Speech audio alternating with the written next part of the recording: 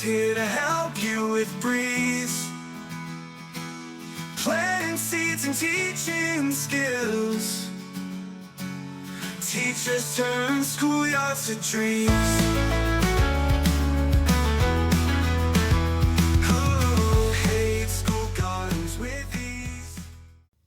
Hello and welcome to School Gardens with Ease podcast. I'm your host, Leila Mireskandari, and this is episode number 13 and part 3 of the topic of how to pitch your annual vegetable garden school garden project and how to create a proposal or presentation for it. In the past 2 episodes, I gave you a list of items that you should cover in such a proposal. We also went through 2.5 of those items in details. Now, why 2.5? Because number 3 in your project plan has many subcomponents. We talked about the who of your plan, meaning who will build, grow the garden, and who will lead the project and who will support it and in what way. We also talked about the what part of your plan and covered what to plant. Now I will continue with what to teach. This is a very important part of the garden plan. It's what's very unique to school gardens. No other type of garden needs this because this is the only type of garden that is centered around education. Teaching and learning is at its core and its main purpose. Without this component, the school garden is simply not a school garden. If the purpose is for the students to learn where food comes from and how to grow it, and they're supposed to learn that hands-on, then as I mentioned before, they need to be doing all the work, and the work has to be integrated into their day-to-day schooling. And for it to be integrated into their day-to-day schooling, you need lesson plans. So your proposal needs to talk about this aspect, and it also needs to incorporate this aspect into the budget. Because it's easy for people to say, let's integrate, but they very often seem to forget the time the teachers need to spend on this integration. This needs a bunch of lesson plans. Lesson plans don't grow on trees. They are developed by educators, and that requires expertise and time, and that has cost associated with it. That's what I mean when I say put this in the budget. For example, here in Ontario, when a teacher is tasked to create educational material, they need to be released from their class responsibilities, meaning they won't be teaching their class for the period of time that they are spending on, developing the material. But they will at least be paid for their salary for that time. And someone else, like a supply teacher, has to be hired to teach their class. This might be handled differently in your school board or in your school, but no matter how exactly it's handled, there is a cost associated with the time teachers have to spend to develop the lessons. That's what teachers get in my Oasis series of programs, the lessons, the Oasis Classroom, Oasis School, Kaha Oasis, etc. The done-for-you lesson plans, posters, student booklets, etc. So yes, you could potentially enroll in one of those programs and get ready to use lesson plans and student booklets and etc. so that you don't have to spend the time to develop them. But my programs also have a cost associated with them. So no matter what you do, make sure you don't forget about this cost.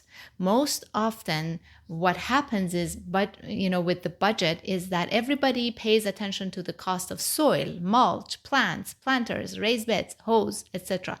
Even things that are completely unnecessary and expensive, such as gloves, big shovels, wheelbarrows, complicated watering equipment, but then completely forget the cost of lesson plans. Sometimes it's because we take teachers and their personal time and expertise as granted. Sometimes it's the teachers themselves that don't value their own time, energy, and expertise. They commit to creating lesson plans without asking for a pay or extra time in return. That's great if you do have that extra time on your hands. But I know you already are overwhelmed and exhausted all the time, and I bet that you don't really have the time for this on top of all of your current responsibilities. Sometimes we even lie to ourselves when we are excited and enthusiastic about a project and we want to commit to it, and we commit a lot more of us that we can, and that results in exhaustion and eventual resentment. Don't do it. Know that your time and energy has very tangible 3D value. Educational programs that include lesson plans have value too. The cost of it has to be reflected into the project proposal. Don't make this common mistake of including all the costs of physical stuff for your garden and forget about the cost of the most important aspect of the school garden, the lesson plans. Because again, without the lesson plans, there is no structured, measurable education. And without education, a school garden is not a school garden.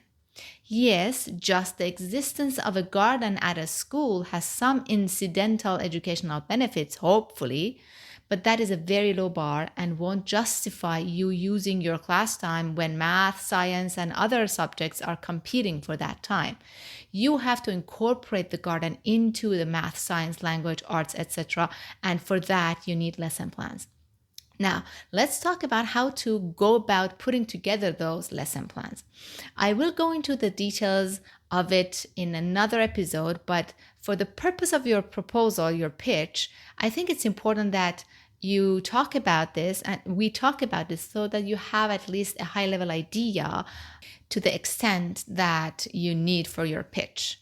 One of the mistakes teachers make when they think about gardening lesson plans is that they think about what they are supposed to teach in other subjects like math and science, for example, and then they go and look for or write lesson plans that relate to those.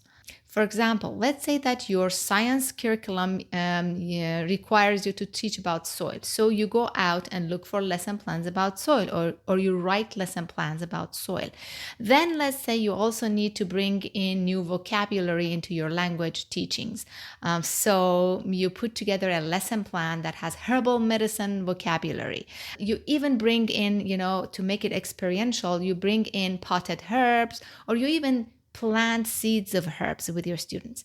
Even though all those one-off lessons are good, a series of scattered lessons about gardens and gardening will not grow you a garden.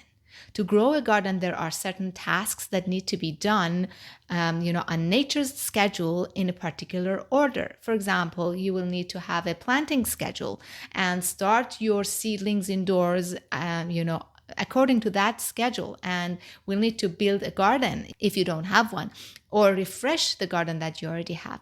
And all of that has to happen before you have to sow your seeds or transplant your seedlings into the garden. Then you need to harden off the transplants, and then transplant them, and then you have to have a regular watering schedule, and you need to plan for summer maintenance, have a market if you want to sell your seedlings, arrange for donations of them, etc. I don't want to scare you here. If all of that work is integrated into your current curriculum, none of it will be extra work on top of your plate. It will all happen while you teach your curriculum. The key is for it to be integrated though. So here's the trick. Listen up. I'm sharing my secrets here. This is how we wrote the lesson plans in the famous Oasis programs. So if you don't join those programs and want to develop your own, I'm telling you how. I am sharing with you the result of over a decade of program building for school gardens here. So be all ears. Instead of the common approach of thinking about your current math, science, language, arts, health, etc. curriculum and trying to write or find one-off gardening lesson plans that cover those subjects, you should completely change your perspective and start with a list of all activities that need to happen for a garden to be built, grown, and maintained well. List them all off. Then write step-by-step activity guides for each of those hands-on activities. Then connect each of those with all of your subjects. For example, you need to grow seedlings indoors. Write step-by-step activity guides for that. then think about how you can connect it to science, math, language, etc. When you are growing seeds, you deal with seeds, soil, water, sunlight. Every one of those could be a science lesson plan that also connects to language by incorporating vocabulary or reflection or journaling, writing activities about their experience. And it can be related to health if you talk about the health benefits of the plants they're planting. It could be connected to environmental sciences. You can talk about the social aspects of seeds, like seed sovereignty. You can go as deep and as age appropriate as you want with any of these subjects. And all these lessons have the seed starting activity as their hands-on component. So if your gardening task list needs 5 seed starting sessions to grow a bunch of seeds at the right time according to your gardening zone natural schedule, you can do that during 5 weeks, and each week you can teach one or multiple of these science, math, language subjects while your students are growing the garden. I hope I'm not confusing you. I don't want to go deep into the technicalities of lesson plan writing here. I promise that I will dedicate at least one episode in the future to this.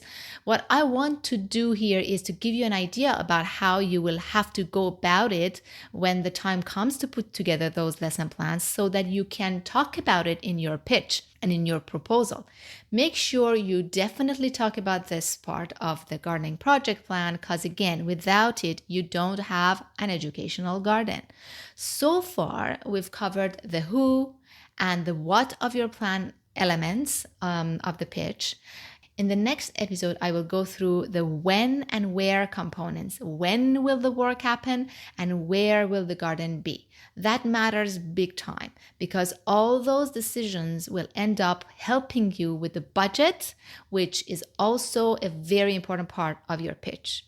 If you are curious about the Oasis series of school gardening programs that will give you the step-by-step activity guides and all the done-for-you lesson plans, student booklets, posters, and coaching with me, go into the links in the show notes. I'll talk to you next week in another episode.